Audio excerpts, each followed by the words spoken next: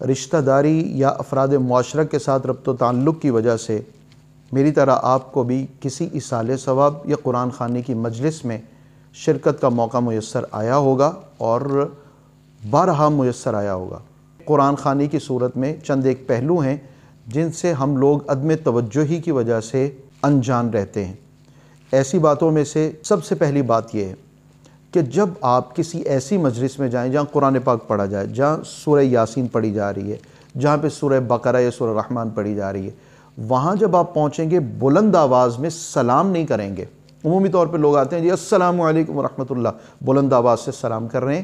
جن جگہوں پر بلند آواز سے سلام کرنا منع ہے، وہ نمازی جب نماز ادا کر رہے ہوں، قرآن پاک پڑھنے والے جب قرآن پاک کی تلاوت کر رہے ہوں، کیونکہ ایسی صورت میں وہ قرآن پاک کی تلاوت کر رہا ہے، آپ نے آتے ہوئے سلام کر دیا، اب وہ آپ کی سلام کا جواب دے۔ لہٰذا سب سے پہلی بات جو آپ نوٹ رکھیں گے وہ یہ کہ جب بھی آپ کسی ایسی مجلس میں جائیں گے وہاں بلند آواز سے سلام نہیں کریں گے، ایک بات۔ دوسری بات یہ کہ جب آپ نے تلاوت کے لیے پارہ کھول رکھا ہے، اسی دوران میں آپ کو کوئی میسج آ گیا، آپ نے اٹینڈ کرنا ہے، آپ کو کوئی کال آ گئی، آپ سننا چاہتے ہیں، آپ پہلے آیت کو مکمل کر لیجئے۔ کوئی آ کے آپ سے گفتگو کرنا چاہتے ہیں اور آپ ان کی گفتگو سماعت کرنا چاہ رہے ہیں تو آپ پہلے آیت کو مکمل کر لیجئے۔ آپ خود کسی سے کوئی بات کرنا چاہتے ہیں، کوئی پیغام دینا چاہتے ہیں تو ایسے میں آپ پہلے آیت کو مکمل کر لیجئے۔ جہاں پہ بھی ہم قرآن پاک کی تلاوت کے علاوہ کوئی کام کرنے لگیں گے تو پہلے ہم آیت کریمہ کو مکمل کر لیں گے۔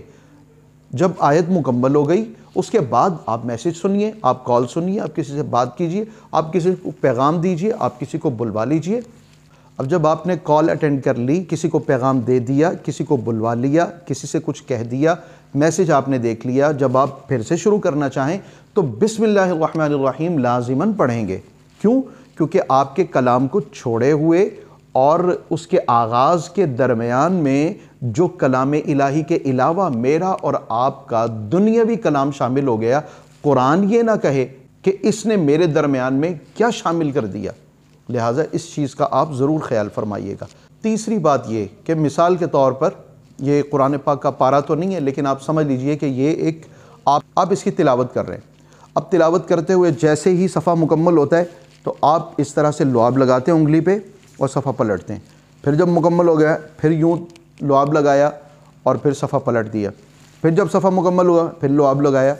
تو ہم قرآن پاک کے ہر صفحے پر لعاب لگا رہے ہیں۔ آپ کے لعاب میں شفا ضرور ہے مگر ہم نے قرآن کو شفا نہیں دینی، قرآن سے تو ہم نے شفا لینی ہے۔ تو آپ اپنا لعاب قرآن کے پاروں کو نہیں لگائیں گے، یہ خیال رکھیے گا۔ آپ کے صفحہ پلٹنے میں آپ پہلے سے اس کو بار بار پلٹنے کی کوشش کر لیجئے۔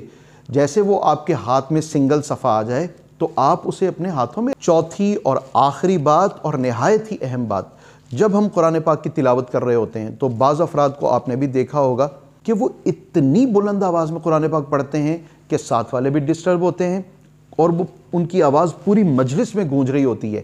بھائی اتنی آواز سے نہیں پڑھنا کہ دوسرے ڈسٹرب ہوں، بلکہ جب کوئی قرآن پاک پڑھتا ہے تو اس کے قرآن کو سننا واجب ہو جاتا ہے۔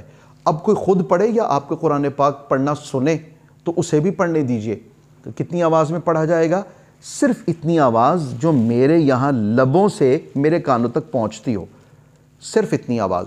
ساتھ والا ڈسٹرب نہیں ہو، بائیں والا ڈسٹرب نہیں ہو، سامنے بیٹھے افراد ڈسٹرب نہیں ہو، بلکہ ہم قرآن پاک سے اللہ کو راضی کرنا چاہ رہے ہیں، دوسروں کی تکلیف تو نہیں اس میں شامل ہوگی۔ ایک بات تو یہ۔ دوسرا یہ بھی دیکھا گیا کہ بسا اوقات لوگ قرآن پاک پڑھتے ہوئے بس ان کے لب بند ہیں، وہ تلاوت کیسے کر رہے ہیں؟ کوئی جنبش نہیں، کوئی حرکت نہیں، بس دل میں وہ پڑھ رہے ہیں۔ تو دل کا پڑھنا بھی قرات اور تلاوت نہیں ہے۔ دل میں نہیں پڑھا جاتا، زبان سے پڑھا جاتا ہے، ہونٹ ہلتے ہیں، لفظوں کی پوری ادائیگی ہو تو تب قرآن پاک کی قرات بنتی ہے۔ لہٰذا آپ نے اس چیز کا لازماً خیال فرمانا ہے، نہ تو آواز اتنی بلند ہو کہ دوسرے ڈسٹرب ہو اور نہ اتنی آواز پست ہو کہ ہمارے ہونٹ اور زبان بھی نہ ہلے۔ تو اس کے درمیان میں یہ تو نہیں کہوں گا کہ آپ اس ویڈیو کو ہی آگے شیئر کیجئے، میرا مقصد یہ کہ پیغام آگے پہنچ جائے، بہت سے افراد کے لیے یہ بات نئی نہیں ہو، بلکہ جب بھی وہ مجلس میں پہنچیں بلند آواز سے سلام نہ کریں۔ جب انہیں کال آئے، کسی سے ہم کلام ہونا پڑے، کوئی میسج دیکھنا پڑے تو وہ پہلے آیت کو مکمل کریں۔ اس کے بعد جب وہ پھر سے قرآن پاک شروع کرنے لگیں تو بسم اللہ شریف پڑھ کے شروع کریں، اور جب وہ صفحہ پلٹیں تو لعاب نہ لگائیں، اور جب قرات کریں تو اتنی بلند آواز سے نہیں کہ دوسرے ڈسٹرب ہوں، اور اتنی پست آواز سے نہیں کہ خود کو بھی سنائی نہ دے۔ امید ہے کہ انشاءاللہ تعالی آپ ان چاروں باتوں کو اپنائیں گے اور دوسرے افراد تک بھی ان باتوں کو پہنچائیں گے، خواہ اپنی زبان سے پہنچا دیں، خواہ ہمارے اسی کلام کو۔